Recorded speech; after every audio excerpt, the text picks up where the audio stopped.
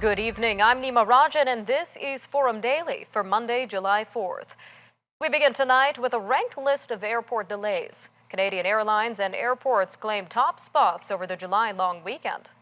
Air Canada ranked number 1 in delays on Saturday and Sunday, according to tracking service FlightAware. WestJet and budget subsidiary Swoop placed 3rd and 4th for delays on Saturday. Air Canada said last week it will cut more than 15% of its summer schedule, which is nearly 10,000 flights in July and August.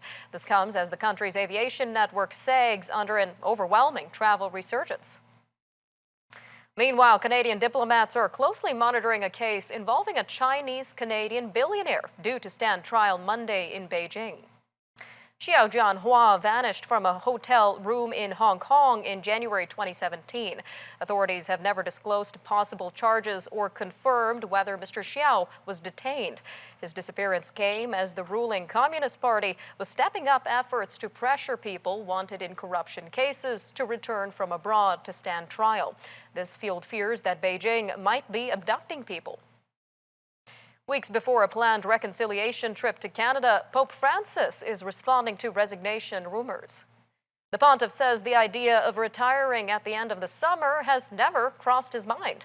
The rumors came after a knee injury forced him to cancel planned visits to Congo and South Sudan this week. But the pontiff says he is on board to travel to Canada at the end of July, with plans to visit Edmonton and Iqaluit. His itinerary also includes a stop at the site of a former residential school in Maskwacis, south of Edmonton. All right, well, back at home, a group of prominent women in the Canadian tech industry want employers to cover travel expenses for American staff seeking abortion. In an open letter, at least 50 signatories say they are devastated for affected women. This was following the overturning of Roe v. Wade in the States. The women say the reversal is a dangerous step toward oppression. In addition to travel costs, the letter urges companies to consider relocation policies, which would help employees move to places with reproductive rights. Rising fuel prices continue to put Canadian companies in a tough spot. As a result, retail experts say companies are facing steep shipping costs. But many businesses are reluctant to pay those extra, or rather pass those extra costs onto the customer. The cost of shipping goods within Canada can be up to 40% higher than normal with some carriers. Bookstore chain Indigo says it's avoiding raising prices. It says that it's focusing on developing the ability to ship from local stores to cut down on shipping costs. On the West Coast, the area around a bank in Saanich, BC, that was the scene of a deadly shooting last week, is getting finally back to normal. Police issued a tweet on Sunday saying the crime scene at the Bank of Montreal branch has been released and reopened to all traffic. 6 police officers were injured in last Tuesday's shootout. The 22-year-old twin brothers suspected of being behind the incident were killed. A Victoria police spokesman says one officer from the department remains in hospital, but all face a long road ahead. Environment Canada says heat warnings are in place for much of the Yukon, and there won't be much relief for residents until at least midweek. Unseasonable heat and widespread lightning storms are adding to the risk of wildfires. Fire officials say 21 new blazes were reported in the territory over the weekend, and the smoke is reducing air quality. 85 fires were burning as of yesterday. Several fires of concern were reported around the Mayo and Keno City, while 6,000 lightning strikes are peppering the territory daily. Moving to Montreal now, where one advocate is criticizing a recent move by Parks Canada, which is offering a series of local camping events for paying participants in the city. The events are described as an opportunity to learn basic camping skills for nearly $110 per tent in the city's West End. Advocate Annie Archambault says the events are insulting and ironic. She and other housing advocates note that Montreal authorities frequently dismantle encampments for the homeless erected on public land. They are pressuring Parks Canada to drop the events. Moving to the East Coast now, where calls are increasing across the Maritimes for governments to tackle labor shortages in the healthcare sector. The Liberal health critic in New Brunswick says healthcare workers are leaving the province. This is due to poor working conditions, non-competitive salaries, and unreasonable workloads. In Prince Edward Island, the emergency department at Western Hospital in Alberton can be forced to close if just one person is off sick. The Nova Scotia government says there are about 1,400 vacancies for registered nurses. We'll be right back here on Forum Daily with more news from around the world. But in the meantime, check out our social media handles on Facebook, Instagram, Twitter, and TikTok for more news on demand. We'll see you later in a short break.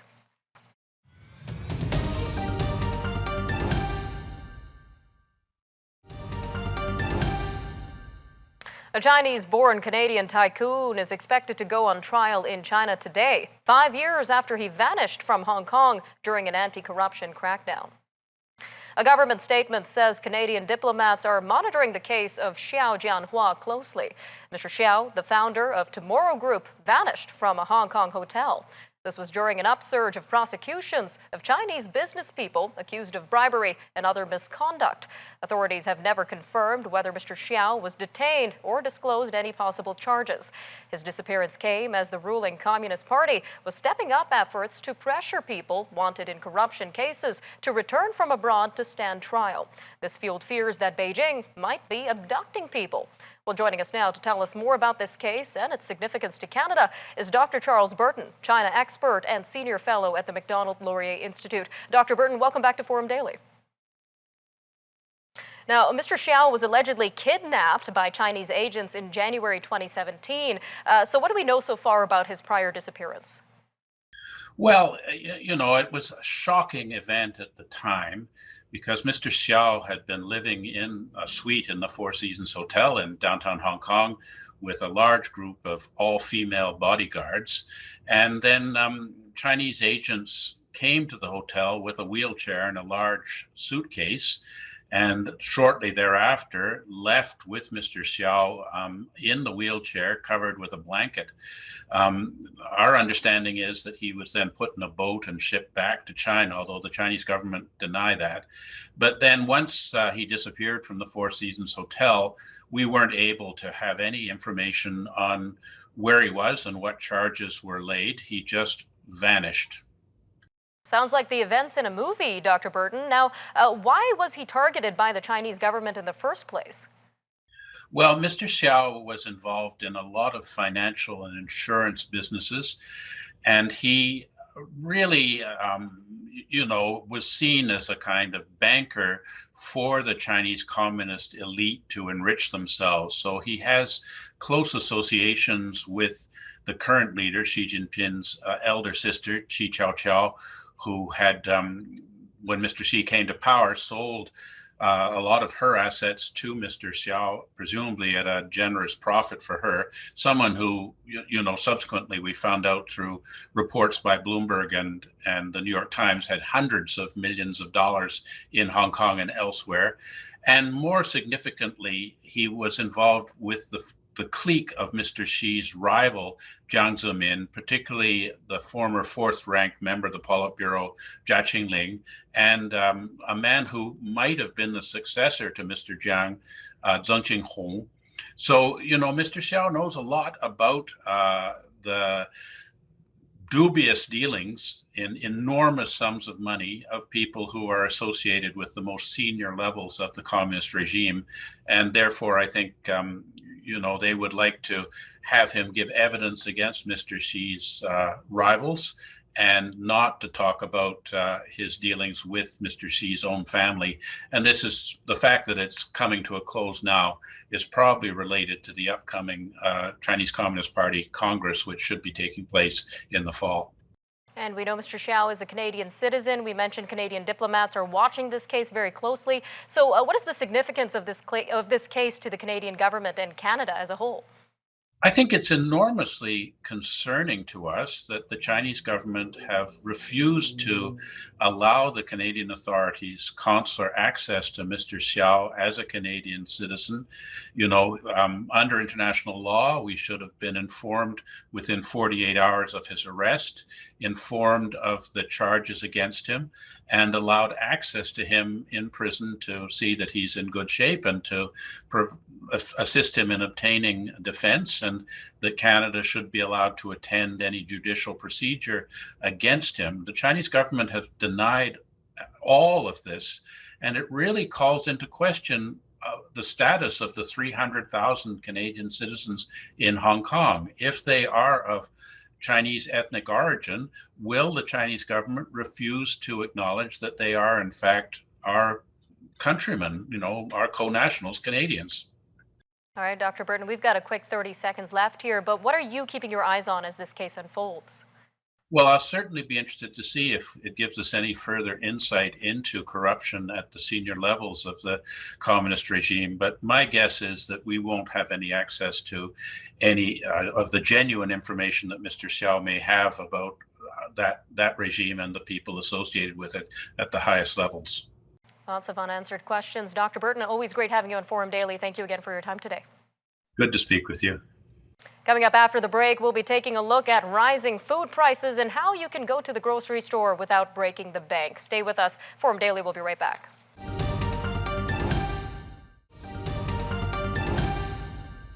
A pair of new reports from the Bank of Canada point to rising inflation expectations by Canadian businesses and consumers. The central bank's Business Outlook survey found businesses' expectations for near-term inflation have increased, and firms also expect inflation to be high for longer than they did in the previous survey. The bank's Canadian survey of consumer expectations indicates expectations for inflation have also risen, with worries about prices for food, gas, and rent. And the rising cost of food is having an impact on the way Canadians spend their money. A report released by Food Banks Canada last month indicated that 1 in 4 Canadians are eating less than they believe they should because of inflation. Well, joining us now to tell us more about these rising prices and what you can do to get the nutrition you need without breaking the bank is Dr. Sylvain Charlebois, Senior Director of the Agri-Food Analytics Lab at Dalhousie University. Dr. Charlebois, welcome back to Forum Daily. Well, thank you. So let's start with which food products are being impacted most by inflation? Well, right now the dairy section is a problem. We're seeing prices increase by as much as 10 to 15%. Bakery actually has been a non-story for a few years. Prices are going up there. The meat counter is actually not too bad. Some prices have actually dropped in recent months, but they remain quite high. The center of the store as well, I would say, really, we're seeing prices for processed foods increasing quite significantly due to transportation costs. And we know these rising prices are connected with the war in Ukraine, and there's also the impact of the pandemic, supply chain issues, and more. So how long can these rising prices continue in Canada, Doctor? Well, so we're getting close to a peak situation. So prices are still increasing, but we're seeing signs that things are slowing down a little bit. Supply chains are getting better. They're becoming more efficient, and commodity prices have started to drop, which is probably going to ease some pressure across the food system. So we are expecting perhaps to peak sometime either in July or August, which is actually good news. So we're going to start seeing the light at the end of the tunnel, if you will.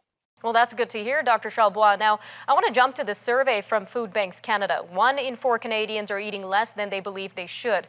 Is this a sustainable way to live during inflation, Dr. Charlebois? It's tough, absolutely. So a lot of us are fortunate. We will have enough money to feed ourselves, to feed our loved ones, but many people are being left behind. At 10%,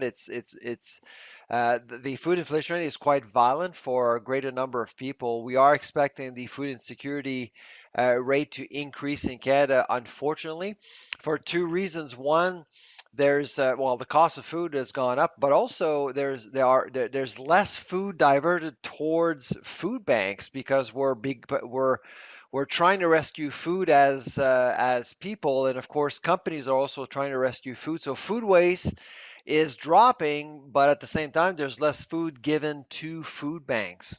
And staying on that note, Doctor, we know the lowest income households are going to be the most affected by these rising prices. So what steps can such households take to ensure they have enough food for their families?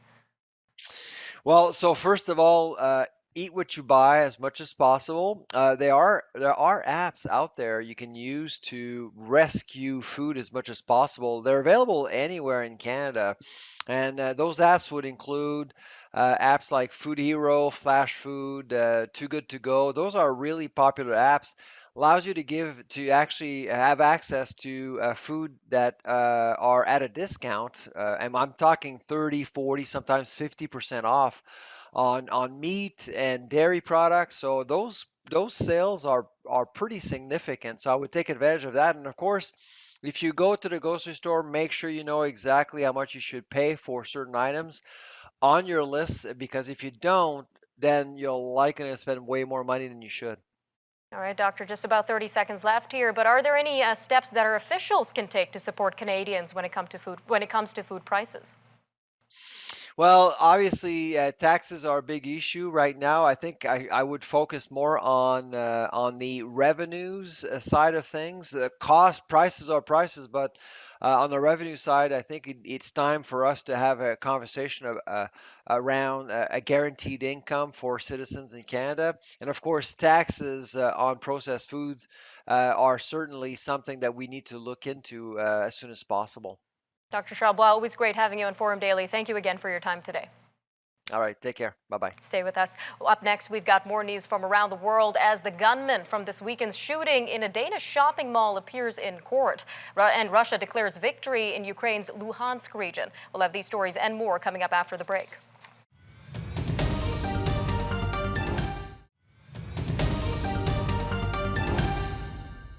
Danish police say the 22-year-old gunman who killed 3 people in a crowded shopping mall had his initial hearing in a packed courtroom on Monday.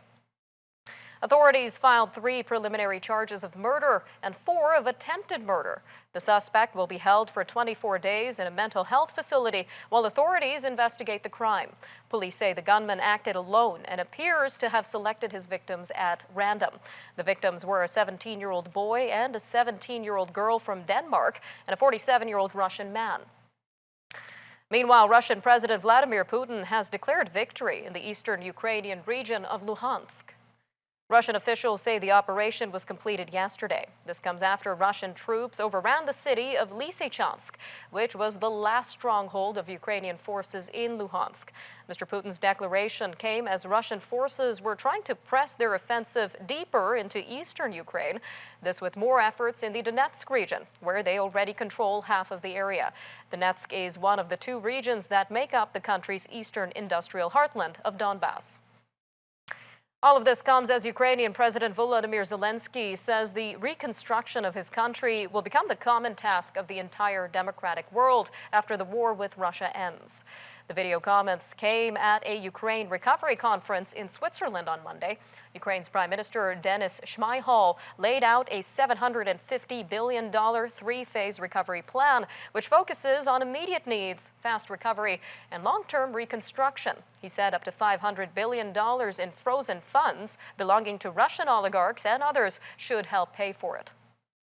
Turning to Italy now, where heavy rain hampered the search for those unaccounted for a day after a chunk of an alpine glacier broke off and slammed into hikers.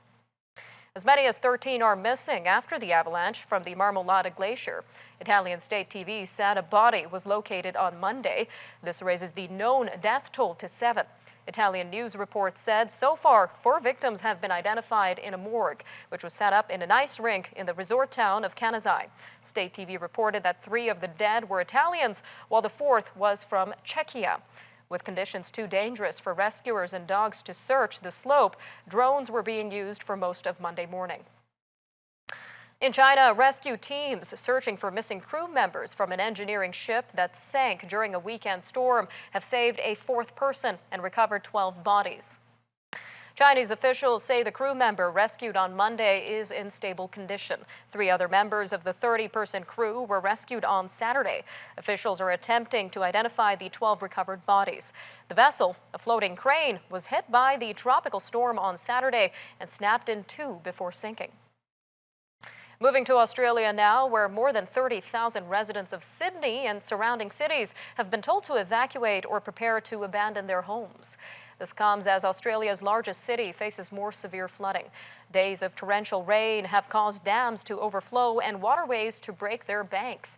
The excess water means parts of the city are facing a fourth flooding emergency in 16 months.